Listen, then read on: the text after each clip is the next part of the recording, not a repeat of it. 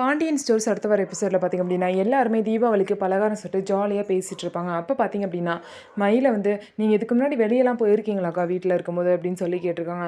அப்போ வந்து மயில் வந்து சொல்கிறாங்க, போயிருக்கேன், நான் 2010 வந்து ஒரு படத்துக்கு போயிருக்கேன், அப்போ நான் 10வது படிச்சுட்டு இருந்தேன்னு மயில் வந்து சொல்லுவாங்க.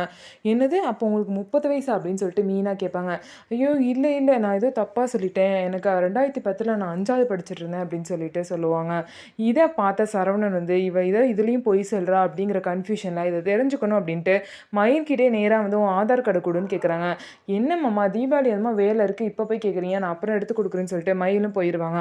அதுக்கப்புறம் கேட்ட வேலைக்கு ஆகாதுன்னு சொல்லிட்டு டேரெக்டாக மயிலோட அப்பா கிட்டே போயிட்டு மயிலை நான் சர்ப்ரைஸாக வெளியே கூட்டிகிட்டு போயிடுறேன், அதனால அவளோட ஆதார் கார்டு எனக்கு வேணும்னு சொல்லிட்டு மயிலோட அப்பா கிட்டே கேட்டோன்னு அவர் மயிலோட ஆதார் கார்டை எடுத்து கொடுத்துட்றாரு. அதை பார்த்த சரவணனுக்கு ரொம்பவே ஷாக்கு. மயில் சொன்ன மாதிரியே பார்த்தீங்கன்னா அவங்களுக்கு 30 வயசு தான். சரவணனோட பெரிய பொண்ணு தான் வந்து மயில். இந்த விஷயம் தெரிஞ்சோன்னே பார்த்திங்க அப்படின்னா சரவணன் ரொம்பவே ஷாக் ஆகிட்டாரு. இதுக்கப்புறம் மயிலோட நிலைமை என்ன ஆக போகுது, ஒவ்வொரு விஷயத்துலையும் பொய் சொல்லிகிட்டே இருக்காங்க, ஸோ இவ்வளோ பொய் சொல்லியிருக்காங்க அப்படிங்கிற விஷயம் சரவணனுக்கு தெரிஞ்சிருச்சு. இன்னும் அந்த நகை விஷயம் மட்டும்தான் தெரியலை. நகையும் டூப்ளிகேட் அப்படின்னு தெரிஞ்சால் கண்டிப்பாக மயில் கூட சரவணன் வாழவே மாட்டார். மயில் இந்த வீட்டை விட்டு வெளியே போக தான் போகிறாங்க. ஸோ என்ன நடக்க போகுதுன்னு சொல்லிட்டு வெயிட் பண்ணி பார்ப்போம். நம்ம வீடியோ உங்களுக்கு பிடிச்சிருந்தா நம்ம வீடியோவை லைக் பண்ணிக்கோங்க, மறக்காமல் நம்மளோட சேனலை சப்ஸ்கிரைப் பண்ணிவிட்டு பாருங்கள்.